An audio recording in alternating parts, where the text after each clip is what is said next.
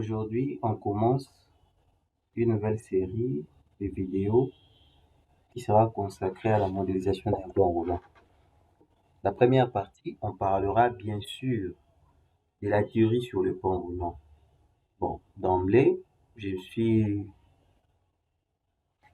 inspiré de ces 4 ouvrages traités de génie civil volume 11, calcul des structures métalliques suivant les 0,3 de Jean Morel, cours des conditions métalliques de Samuel Montassar et la norme Eurocode 3, la partie 6 qui parle de chemin de roulement.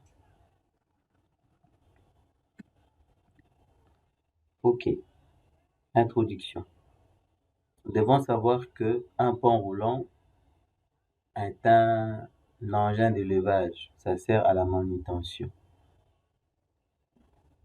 C'est un engin qu'on retrouve dans les ateliers mécaniques des halls industriels. Comme définition, un pont roulant est un matériel d'élevage mobile circulant sur une voie de roulement. Il est constitué d'une ou plusieurs poutres sur lesquelles elle se déplace transversalement par rapport à la voie principale du chariot. Elle peut être monopoutre, bipoutre ou multipoutre. Pour notre exercice, on fera un pont roulant bipoutre. La voie de roulement. La voie de roulement est la structure porteuse de l'engin d'élevage constituée d'une ou de 2 poutres de roulement. Bien sûr, pour notre cas, nous aurons 2 poutres de roulement situées de part et d'autre, symétriques. Habituellement, la voie est constituée de 2 poutres parallèles surmontées d'un rail spécial et sur lesquelles circule le pont roulant. Donc le pont roulant circule sur le rail qui est placé juste au-dessus de notre poutre de roulement. Ça, c'est la voie de roulement. La poutre de roulement en soi est l'élément porteur longitudinal de la voie profilée laminée composée à un plane profilé à treillis. Donc ça peut être un profilé reconstitué soudé, profilé en ligne, profilé en treillis, d'autres en caisson pour le pont roulant qui pèse beaucoup. Le pont roulant standard circule sur la poutre de roulement mini alors d'un rail spécial. Les différents mouvements qu'on peut observer dans un pont roulant. Nous avons 3 types de mouvements. D'abord, l'élevage, c'est le mouvement vertical et la charge levée. Donc, lorsqu'on parle de mouvement vertical, c'est le fait de prendre la charge, de la remonter. C'est ça le premier mouvement. Le deuxième mouvement, la direction. Mouvement du chariot transversal à la hall. Donc, mouvement du chariot, le chariot qui se déplace sur le pont roulant. Et la translation qui est le mouvement du pont roulant longitudinal au hall. Donc, il y a ces 3 mouvements qui sont possibles dans le cas de notre charge. Et parlons de la charge levée, c'est ce que nous appelons la charge nominale. La charge nominale. Et le pont roulant est constitué de certaines caractéristiques, à savoir la charge nominale qui nomme la portée S du pont roulant. Je ne dis pas la portée du portique, la portée du pont roulant, ça diffère. La vitesse d'élevage, de direction et de translation. Et il y a ici un tableau donnant les différentes caractéristiques. Nous devons savoir ceci. Le pont roulant, c'est le fabricant qui le fait avec ses caractéristiques. Mais l'ingénieur a le droit d'assurer la stabilité de la structure qui va recevoir ces ponts roulants. Donc ça vient déjà de l'industrie. Les fabricants fabriquent le pont avec ses caractéristiques. L'ingénieur construit la structure qui va abriter les caractéristiques. Donc c'est-à-dire c'est l'ingénieur qui doit mettre en place le pont roulant, les calculer, la poutre de roulement, la calculer, toute la structure, porteuse. Et ici, nous voyons quelques caractéristiques du pont roulant bipoutre. Nous avons dit que c'est ce qui nous concerne dans cet exercice. La charge nominale, nous avons la première colonne, charge nominale. Pour une charge nominale de 50 kilonewtons, donc c'est-à-dire la charge levée. La portée, des portées conventionnelles, nous allons de 10 à 50, 10 à 30 plutôt. Les positions extrêmes que peuvent prendre notre chariot sont là.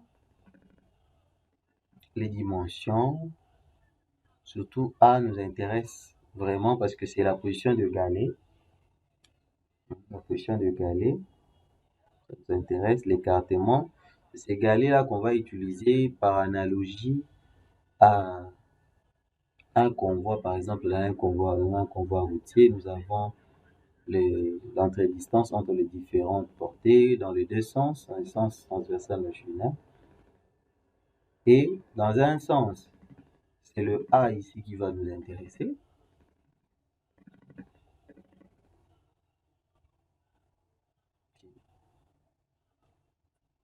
La vitesse d'élevage, c'est aussi important, cette vitesse ici. Et le charge par galet. Charge par galet, qui est max, qui est min. Ça aussi, c'est un capital. Lorsqu'on parle de qui est max, c'est lorsque la charge est levée. Lorsque le chariot lève la charge, il y a une réaction qui se produit au niveau d'un galet qui équivaut à ça. Mais lorsqu'il n'y a pas de charge, vu que le chariot pèse, il y a une charge minimale qui est là. Okay. Ainsi de suite, on a tout le tableau.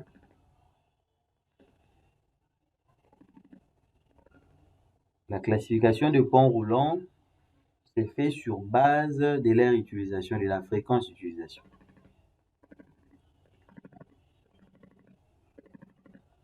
Nous avons ici une certaine fréquence et ceci concerne la norme SIA, bien sûr, qui est parmi les normes qui ont grandement contribué au zéro code.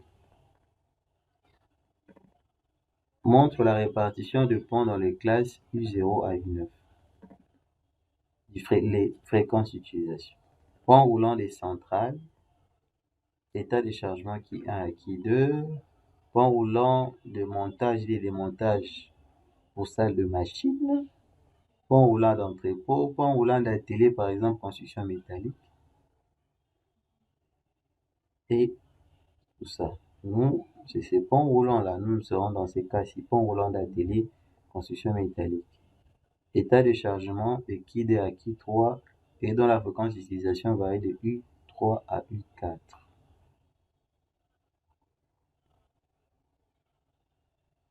Maintenant, parlons un peu des charges. Les charges verticales. Les systèmes statiques d'une poutre de roulement est normalement la poutre continue. Donc, c'est-à-dire, notre poutre sera une poutre continue. On ne va pas mettre de poutres isostatiques. Ça, une poutre continue. Et voilà la répartition. Nous avons là, je vous ai parlé de A, qu'on a vu dans le tableau. Le A est là. L'entre-distance entre nos galets. Phi, QK max. QK max, on l'a vu là-bas. Mais les phi ici, c'est quoi? Les phi, c'est bien sûr le coefficient dynamique. Vu que le pont roulant bouge, c'est me, ça crée des sollicitations dynamiques pour lesquelles nous devons impérativement considérer, dont nous devons tenir compte dans nos calculs. Voici une idée de l'allure de la répartition de la ligne d'influence, bien sûr, ligne d'influence du mouvement.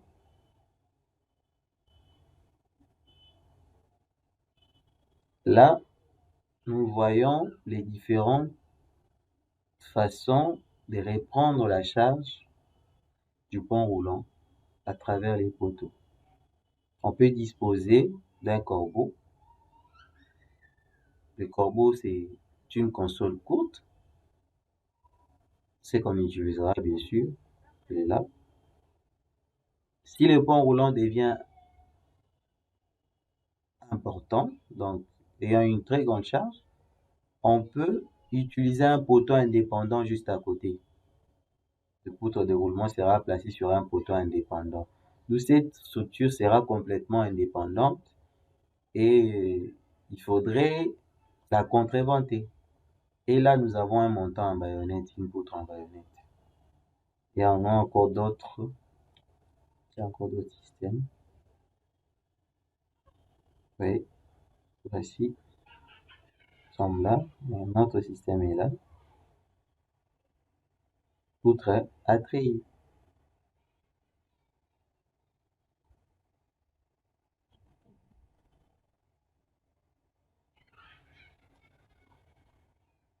Action due au pont roulant. On a déjà parlé d'une action, bon, on va encore le reprendre. En règle générale, les calculs nécessaires au dimensionnement du pont roulant du chariot, les transferts du système d'élevage, ainsi que les détails des constructions relatives sont établis par les constructeurs du pont roulant. On l'a déjà dit. Parmi d'autres problèmes, ces derniers doivent vouer aux soins particuliers à la sécurité, à la fatigue et aux déformations. Effectivement, on sait qu'une structure est soumise à la fatigue lorsque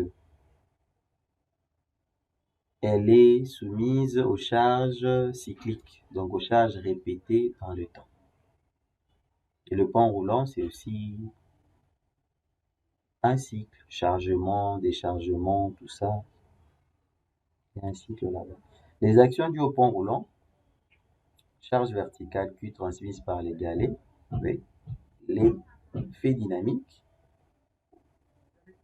les charges horizontales agissant transversales à la voie de roulement, les charges longitudinales. Autre charge, il y a l'effet du vent, les variations de température. Et on les applique au cas où la voie est extérieure. Bien sûr, on peut appliquer la charge du vent, mais ça ne va pas se répercuter directement sur le pont roulant ou la voie de roulement. La charge en question sera reprise par les autres éléments. Ici, on voit un aperçu de notre pont roulant, différents galets du pont roulant. Là, nous avons notre chariot, l'espacement minimal. Le chariot est là, le treuil. Le X, la distance, donc c'est-à-dire c'est ça, nous appelons les gabarits libres pour effectuer la liberté de mouvement. B aussi c'est capital. Hein, donc B c'est la distance entre les nus de notre poteau et l'axe de notre poutre de roulement.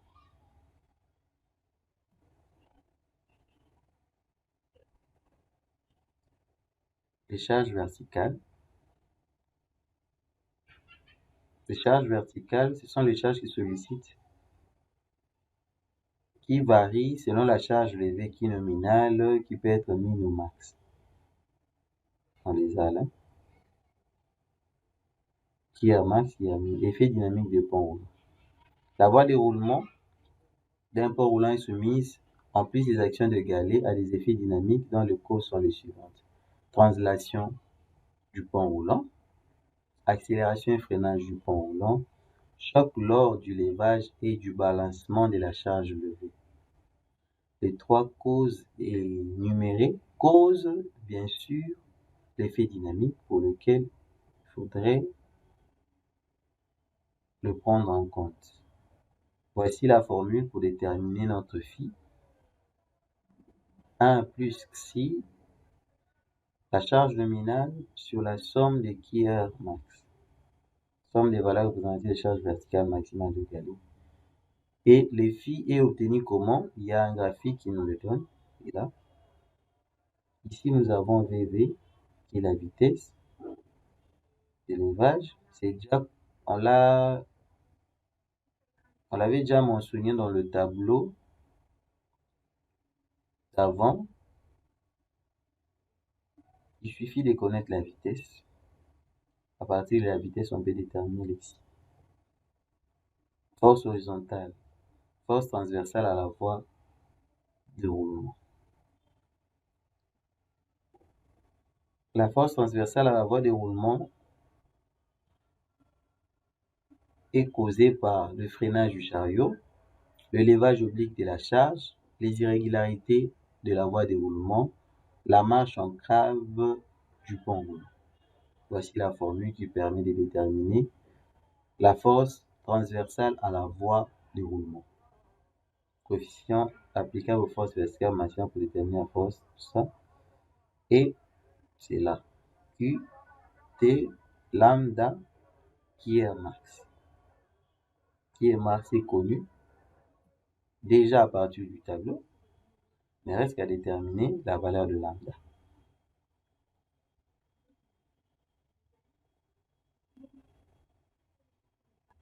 Nous avons là un autre graphique permet de déterminer la valeur de lambda. S sur A, S est connu. La portée du pont roulant, A en partement d'égalé. Dans le tableau, à partir de ces deux valeurs, on peut déduire et connaître lambda, qui est bien sûr un coefficient qui donne la part de la charge horizontale à partir de la charge verticale.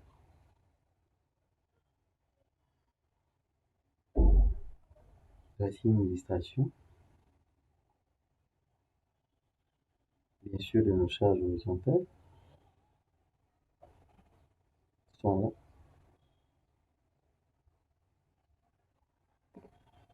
Force dans le sens de la voie de roulement.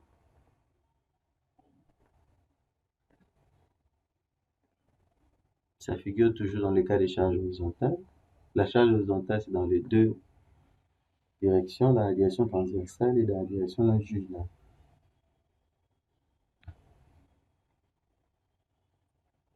Ça, c'est la direction transversale. De l'autre côté,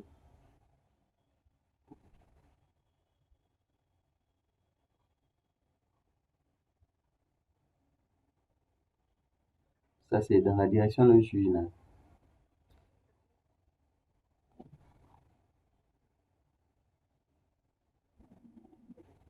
Les forces horizontales sollicitant la poutre de roulement selon son axe longitudinal résultent des effets suivants.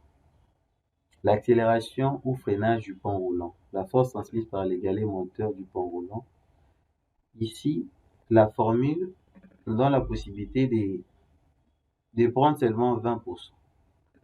Donc, la part de la charge longitudinale vaut 20% de la charge verticale.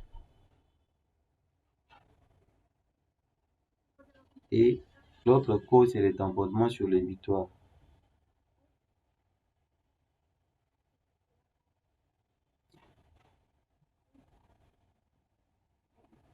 L'aptitude au service pour les flèches,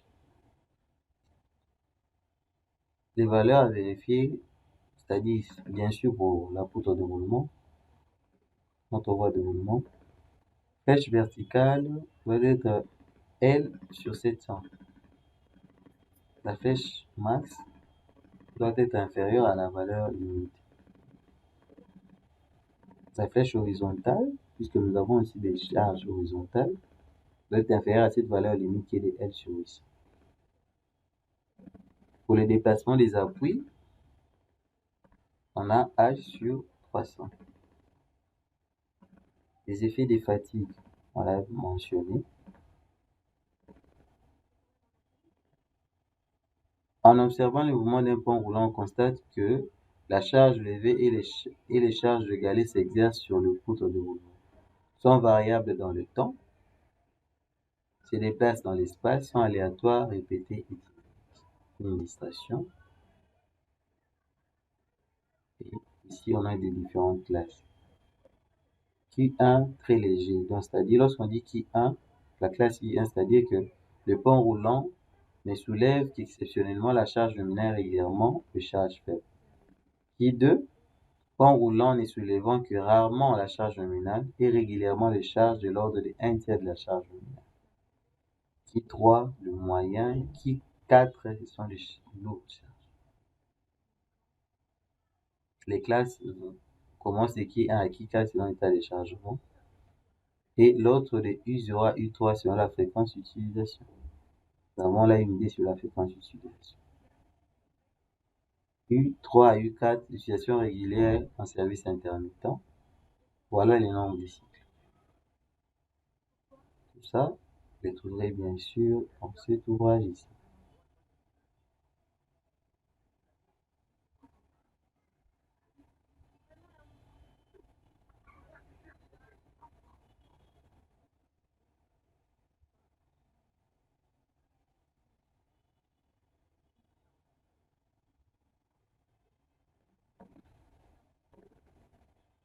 Autre chose que nous voulions parler,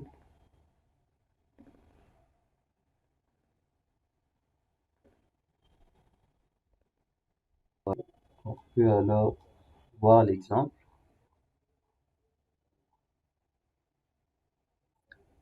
Voici une illustration de l'exemple que nous aurons à traiter.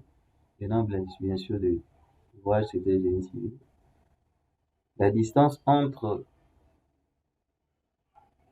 chemin de roulement, la portée de notre pont roulant est de 14,3. La charge nominale qu'on va prendre, c'est 100. La valeur de A, qui est l'entredistance entre le galet, est de 2,8. La distance entre poteaux, 6 mètres, bien sûr. On a l'illustration qui est là. La portée sera de 42 mètres, 15 mètres à l'intérieur. La portée, la portée de notre portique sera de 15 mètres. La profondeur de 42 mètres. Notre distance entre le portique de 6 mètres. Et la hauteur de 9 mètres 25. Et il y a une formule, des formules permettant de prédimensionner. Je traverse laminé, on va prendre la portée sur 30.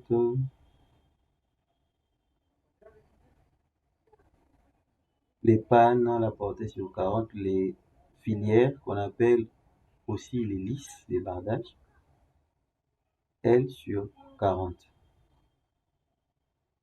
Les différentes charges, pour venir de la charge permanente, tout ça. Quelles sont les dimensions retenues?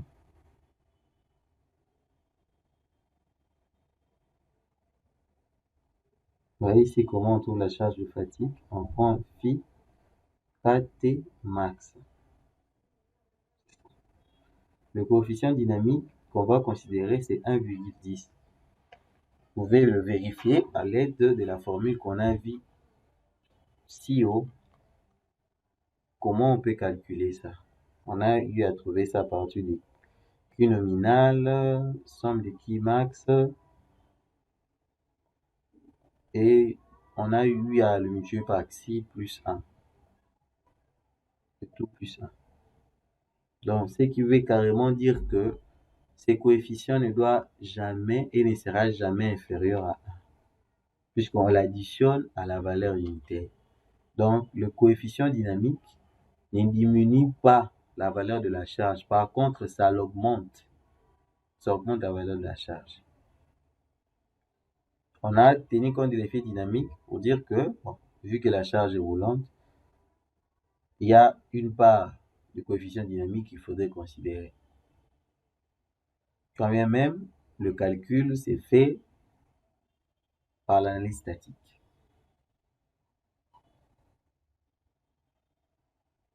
Les autres données sont là, vous voyez comment la valeur a été trouvée. Et la valeur ici, pour trouver notre valeur QTR, force horizontale transversale,